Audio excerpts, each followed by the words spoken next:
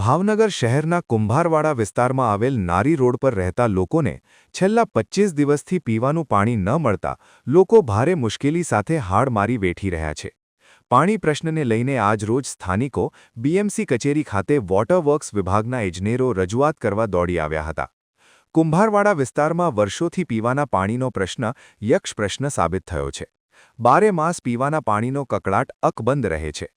ત્યારે કુંભારવાડાના નારી રોડ પર આવેલ લાલ કારખાના સામે રહેતા લોકોને છેલ્લા 25 દિવસથી પીવાનું પાણી નથી મળી રહ્યું, જેને લઈને આજરોજ સ્થાનિકો મોટી સંખ્યામાં એકઠા થઈને બીએમસી કચેરી ખાતે દોડી આવ્યા હતા અને વોટર પાર્ક વિભાગના ઇજનેરને રૂબરૂ મળી લેખિત મૌખિક રજૂઆત કરી હતી। રજૂઆતમાં જણાવ્યું હતું કે આ વિસ્તારમાં લાંબા સમયથી પૂરતા પ્રેશર સાથે પાણી ન આવતા લોકોને પીવાનું પાણી નથી મળી રહ્યું। બીએમસી દ્વારા ટેન્કર મોકલવામાં આવે છે, પરંતુ આ ટેન્કર પૂરતા પ્રમાણમાં ન હોવાના કારણે અને એક જ સ્થળે ઊભું રાખવામાં આવતું હોવાના કારણે પાણીની રોજની માથાકૂટ આમ બની છે।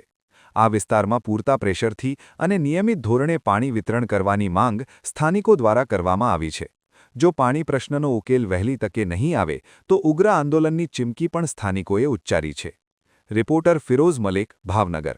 તમારું નામ ને ક્યાંથી આવો છો? મારું નામ સત્તારભાઈ ઉસ્માનભાઈ સોલંકી, કુંભારવાડા નારી રોડ લાલ રંગના કારખાના પાયેલી।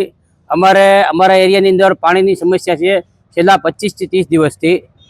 એને અમે અહીંયા ઘણી વખત આવી ગયા, રૂબરૂ મળી ગયા સાહેબોને, પણ કોઈ જવાબ દેતો નથી।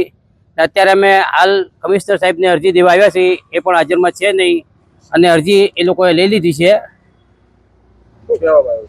કહેવામાં આવ્યું કે આ અરજી તમે જે આપી છે એ અમે ઉપર મોકલાઈ દઈ છીએ અરજી, એમ કીધું છે।